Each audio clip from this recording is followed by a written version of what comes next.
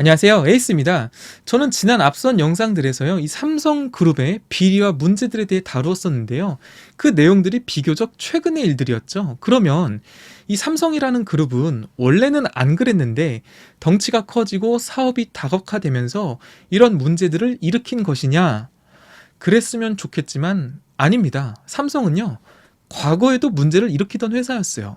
이 삼성이라는 그룹의 역사와 연역을 보면 정직하고 성실하게 기업을 하다가 어쩌다가 유혹에 빠져서 박근혜 국정농단 사건에 연루가 된 것이 아니라 얘네는 그냥 원래 그런 회사예요. 삼성이라는 회사는 어쩌다가 불법을 행한 게 아니라 늘 불법을 행하다가 어쩌다가 발각된 것일 뿐이다. 김영철 변호사가 했던 유명한 말 있죠. 삼성 이건희는 숨 쉬는 것 빼고는 다 불법이다. 오늘은요, 이 삼성의 초창기 이병철 회장 때 일으켰던 문제들에 대해서 다루어 볼까 합니다. 대표적인 사건을 두 개를 꼽을 수가 있는데, 첫 번째 바로 3분 폭리 사건과 사카린 밀수 사건입니다. 둘 다 엄청난 사건들인데요, 제가 오늘은 간략하게만 다뤄볼게요. 첫 번째 3분 폭리 사건.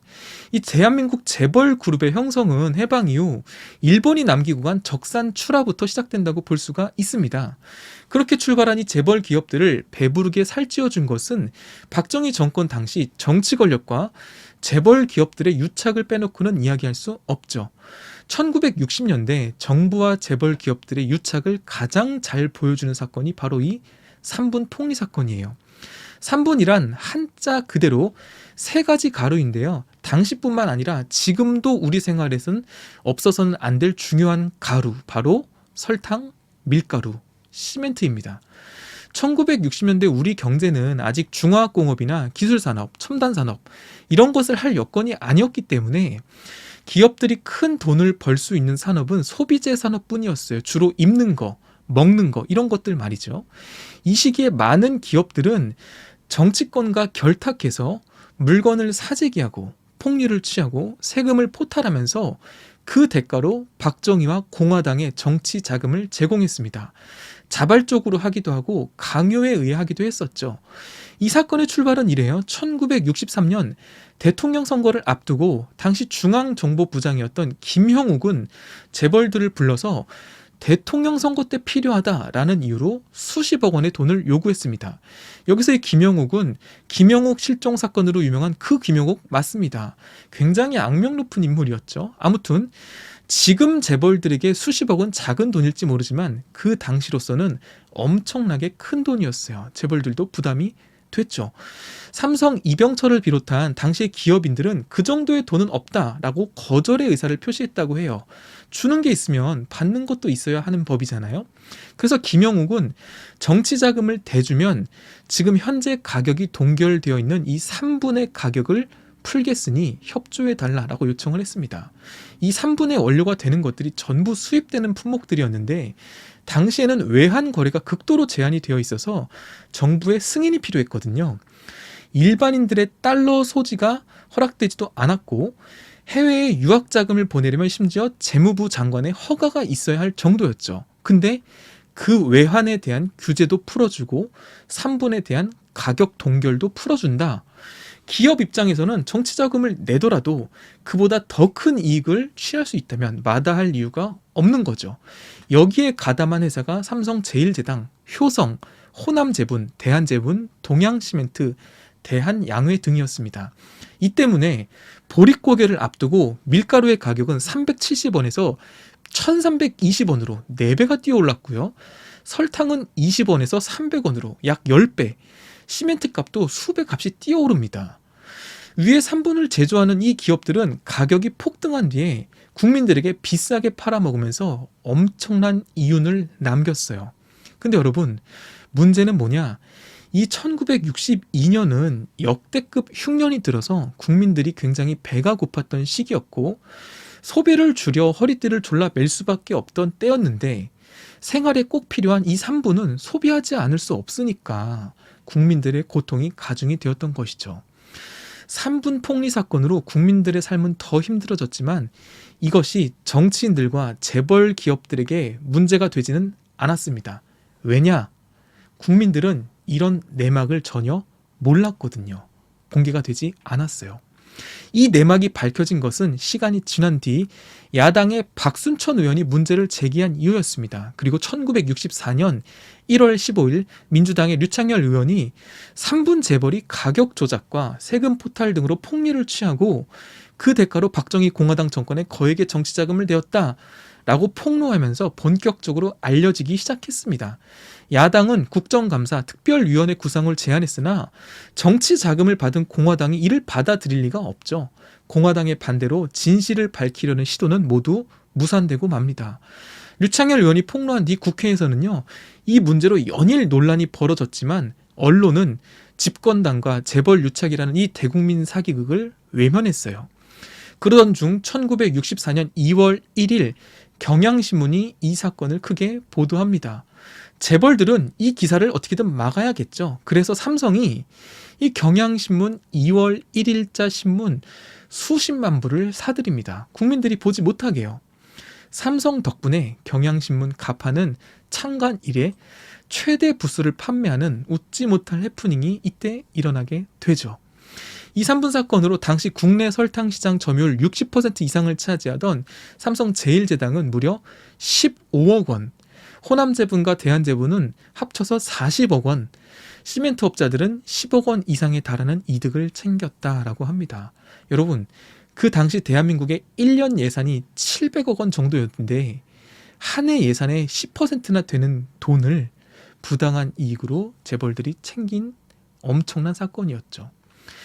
아무리 기업들의 최고 목표가 이윤이라고는 하지만 국민들은 흉작과 태풍으로 심각한 식량난을 겪고 심지어 굶어 죽는 사람들도 속출했던 그런 시대적 상황에서 기업이 이익만을 위해 정부의 불법 자금을 대고 부당한 폭리를 챙긴 사건, 이 사건의 중심에 삼성이 있었다라는 것이죠. 두 번째, 사카린 밀수 사건. 이건 더 심각합니다. 쿠데타로 집권한 이 박정희 대통령은 정당성이 없는 자신의 권력의 치부를 가리려고 다양한 정책들을 추진했는데 그 중에 하나가 뭐냐? 부정축제 출입법이었어요. 부정축제 처리법.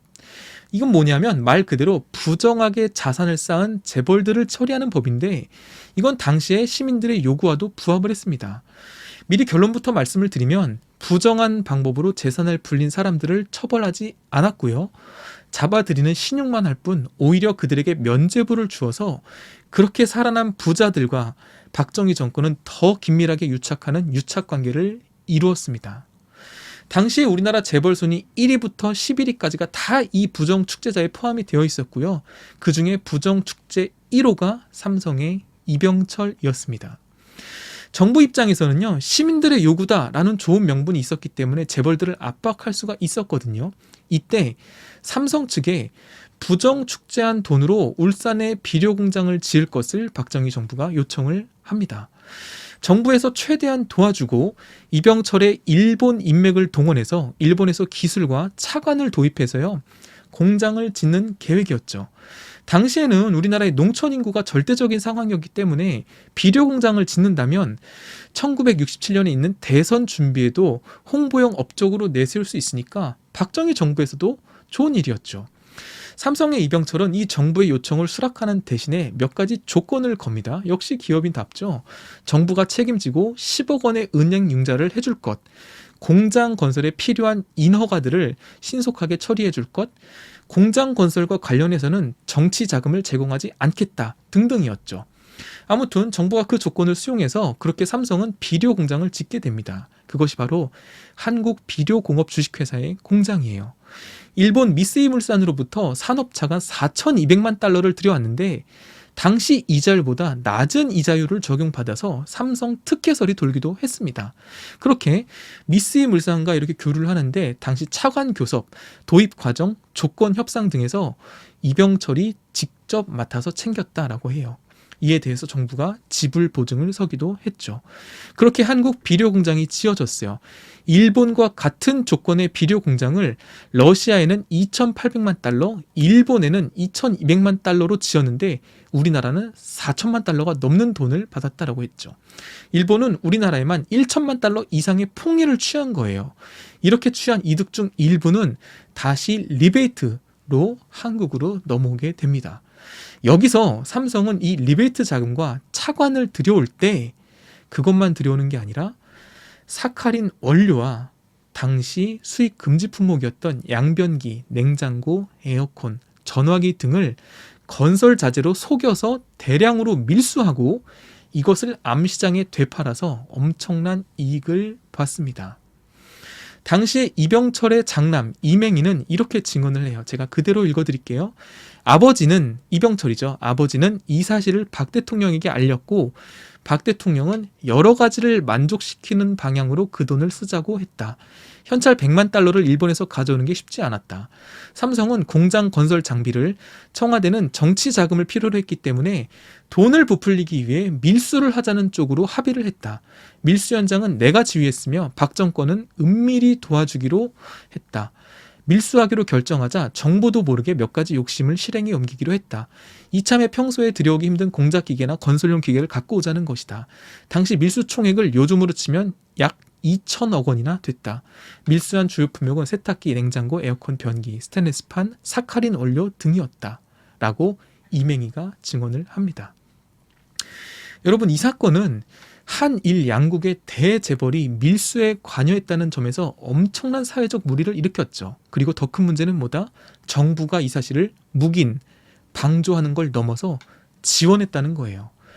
하지만 당시 재무부 장관이었던 김정념은 이 사건은 삼성과 무관하며 한국 비료 회사 직원의 개인적인 일탈이고 개인적 밀수다라고 주장을 하면서 오히려 삼성을 감싸줍니다. 부산 세관은요, 삼성이 주도한 이 밀수를 적발했는데도 벌금 2천만 원이라는 경징계를 내려. 이게 왜 경징계냐면 당시 박정희 정권은 집권하면서 밀수 범죄를 폭력, 탈세, 마약과 함께 사회 4대 악으로 규정했거든요. 밀수 주도자는 최고 사형까지 처했다라는 점을 고려할 때 벌금 2천만 원으로 끝나는 것은 전형적인 재벌 봐주기식 솜방망이 처벌이었죠. 참고로 말씀을 드리면 1962년 2월 시계 밀수로 붙잡힌 박용빈은 사형을 판결받았고요. 세관 감식과 직원 김재환도 사형을 선고받았습니다. 같은 해 4월에는 화장품을 밀수하다 적발된 한필국의 사형이 집행되기도 했어요. 그런데 그 사형 집행 판결 확인란에 직접 사인한 사람이 박정희 대통령이었습니다. 그런데 삼성의 밀수는 벌금 2천만 원으로 끝이 났죠. 이 사건도 역시 삼본 폭리 사건과 마찬가지로 언론 보도가 없었다면 그냥 묻혔을 사건인데 최초로 경남일보가 보도를 합니다. 그리고 며칠 뒤 역시 경향신문이 대서특필하면서 국민들의 공분을 사게 되었죠. 국민적 비난이 일어나자 9월 19일 박정희는 수사를 지시할 수밖에 없습니다. 여기서 눈여겨볼 점은 뭐냐? 경향신문의 보도에 당시 삼성 계열사였던 중앙일보가 발끈하며 기사로 삼성 편을 들었다라는 것이죠. 중앙일보는요, 연속으로 삼성 밀수 사건을 옹호하는데 중앙일보뿐 아니라 당시 삼성의 계열사였던 동양방송도 특집 프로그램까지 마련해서 삼성은 관련이 없다, 직원 개인의 일탈이었을 뿐이다 라고 주장을 합니다. 언론에 보도가 되고 이 사건에 대해 검찰이 수사에 들어가자마자 이 밀수 사건에 삼성이 조직적으로 개입한 정황이 밝혀지기 시작됐어요. 상황이 극도로 악화되자 국민은 물론이고 국회도 분노의 도가니가 됩니다. 1966년 9월 22일 제6대 국회 14차 본회의장 대정부 질문의 첫 번째 타자로 나선 공화당 이만섭은 여당 의원이었는데도 불구하고 이 사카린 밀수 사건을 때리면서 정부와 삼성을 비판했습니다. 뒤이어 강단에 오른 김대중도 국무위원들을 질타했고요. 그 다음에 오른 김두한은 그 사건 있죠. 인분을 담은 상자를 들고 올라 장관들에게 똥을 뿌렸습니다. 이게 그 유명한 국회 오물 투척 사건이었죠. 삼성 밀수 사건으로 국회까지 떠들썩해지고 오물이 투척되는 사고가 벌어지자 여론은 더욱 들끓었어요. 10월 6일 검찰은 사건 경과를 발표하면서 이병철의 둘째 아들인 이창희를 구속했고요. 한국비료 임원 이일섭을 구속했습니다. 다만 삼성그룹의 회장이었던 이병철은 이 밀수 사건과 직접적인 관련이 없다라고 발표했습니다. 하지만 이병철은 10월 21일 장기영 경제기획원 장관을 찾아가서 한국비료 주식 51%를 국가에 헌납하고 언론사 소유 지분도 내어놓겠다. 그리고 재계에서 은퇴하겠다라고 밝힙니다. 그렇게 실제로 경영 일선에서 잠시 물러났죠. 이 한국비료공업 주식회사는요, 1994년 삼성정밀화학으로 사명을 바꾸고요. 2016년에는 롯데에 매각해서 지금의 롯데정밀화학으로 이어져고 있습니다. 삼성이 정부와 짜고 밀수를 해서 큰 차익을 남긴 사건, 적발되자 그룹 회장인 이병철이 일선에서 물러난 만큼 임팩트가 컸던 사카린 밀수 사건. 지금까지 삼성이 과거에 저질렀던 비리들을 다루어 봤어요. 국민들을 대상으로 생필품을 독점 생산하던 재벌 그룹들이 정부와 짜고 그들에게서 고효를 짜낸 것은 어떤 변명으로도 용서되지 않는 행위이고, 그렇게 커온 재벌들이 현재 대한민국을 대표하는 기업들이다. 이런 말이 있죠. 사회주의는 나라 위에 당이 있고 자유주의는 나라 위에 시장 혹은 나라 위에 기업이 있다라고 하죠.